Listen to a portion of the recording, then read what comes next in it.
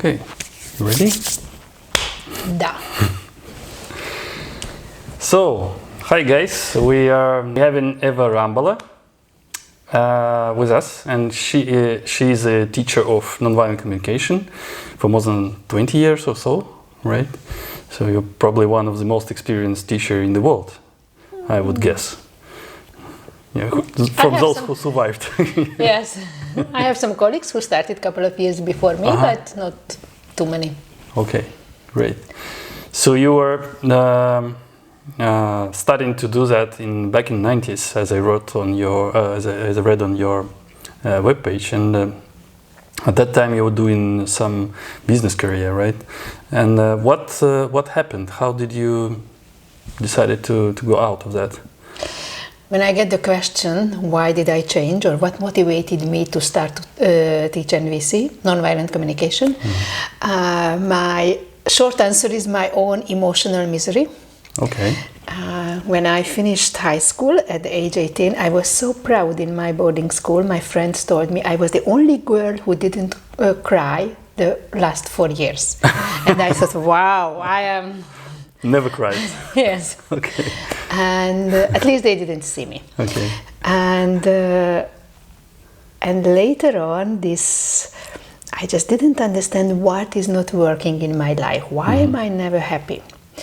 The way I would describe it now, if I disconnect myself from my pain, I disconnect myself from my joy as well. So it's not like I ignore my pain, I ignore my feelings. And if I ignore my feelings, I can't feel the pain, but I can't feel the joy as well. Yeah. And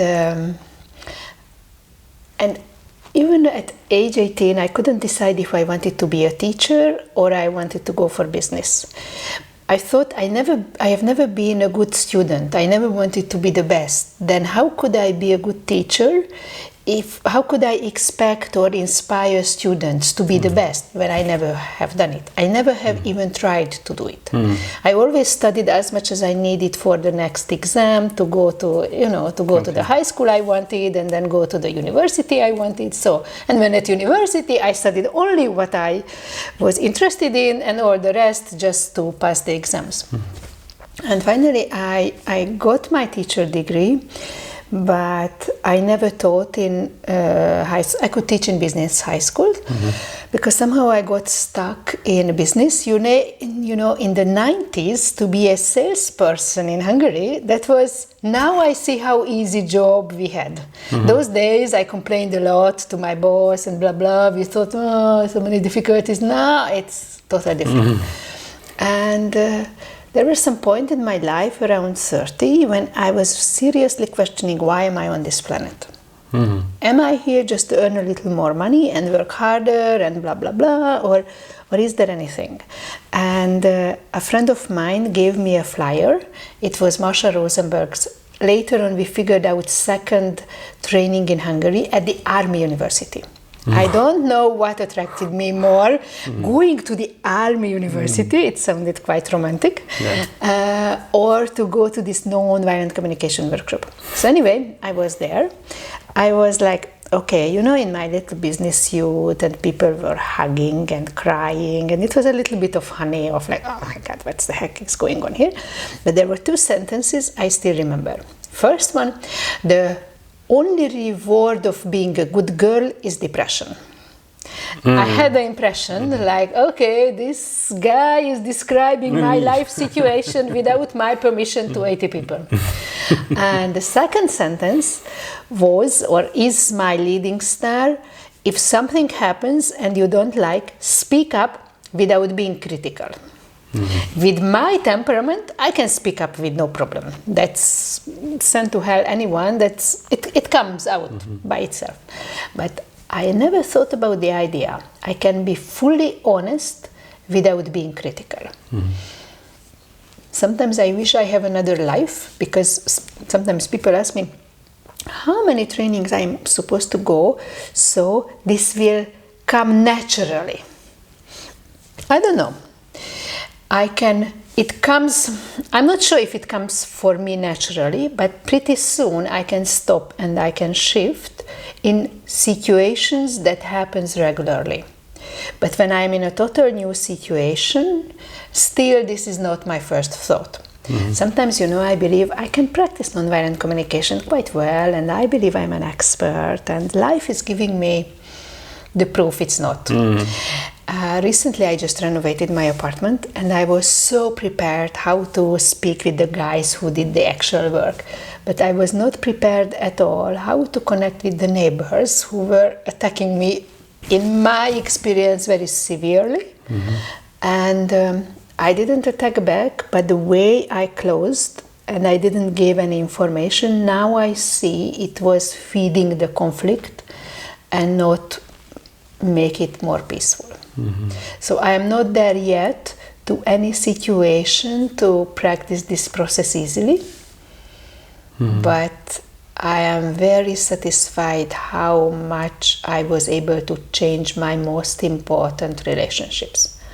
I'm not sure if I answered your question. Yeah, you answered actually. You answered two questions also. The next one was how did it change your life? And that's what you actually started to answer, that you changed the way you address the situations, right? Some years ago, I visited a friend in a hospital. He was treated with depression.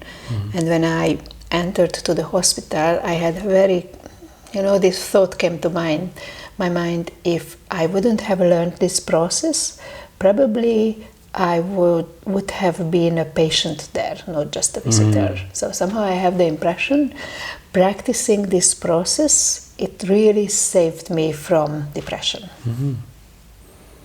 Okay, so what happened then after that lecture or a seminar at the university? How did you decide to go for it? Usually I answer this question honestly only after people spent with me 5 to 10 days on trainings, because the first couple of years I went there as more or like as a dead fish. Like I was sitting there, I knew this is important, but I couldn't make any change in my life. In my impression, I was so disconnected from my own real inner world. I had a very clear picture which kind of person I want to become. Loving, caring, supporting. This positive. It's usual blah, blah, blah. It doesn't matter if you have been a pioneer or you went to church. Basically, most of the kids get this: work hard, be a decent person. So I had a very clear vision of which kind of person I want to become. And the idea I can look inside and I can name what I found there was so far from my reality. And I personally really needed a hell of lots of time to have the inner courage to connect with my inner world. So it took 5 years or so you were spending with... Basically 4 years, and then I made the most irresponsible decision of my life. I quit my job immediately, and I said, okay, I'm going to earn my living by teaching nonviolent communication. My family gave me feedback immediately, and that was very clear. My friends didn't tell me directly, but 10 years later, I got the feedback, we would have never thought you will make it. So that's, and by now I believe my income is closer to my friends who studied the same, closer to the luckier ones, and it's pretty much okay. So if anyone would like encouragement to go for your dreams, then I can encourage anyone. And then you started your own career as a trainer? Yes, I was scared to death.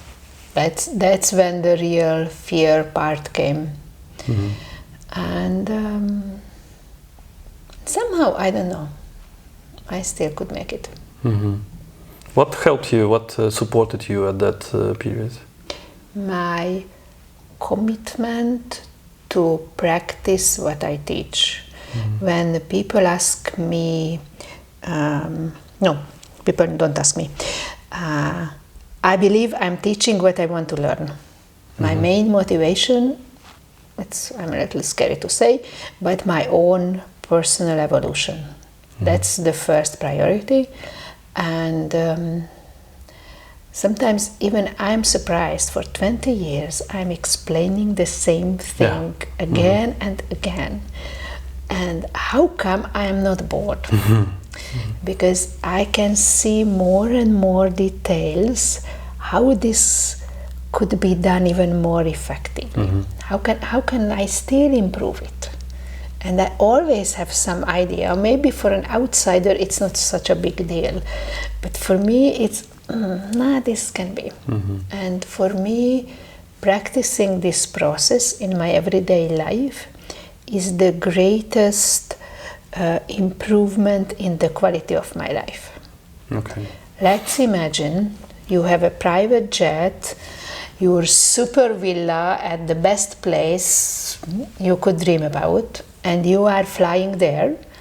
But if you believe your partner is with you only because of your money, or you believe your partner wants you just because how decorative you are, how much joy you have? Basically not much. So I'm so convinced, yes, maybe it's nicer to cry in a Mercedes than on my bicycle, but still crying is a crying. So I don't want to deny the outside circumstances, and at the same time my inner life, my inner experience, that's much more important than which kind of outside circumstances I live in.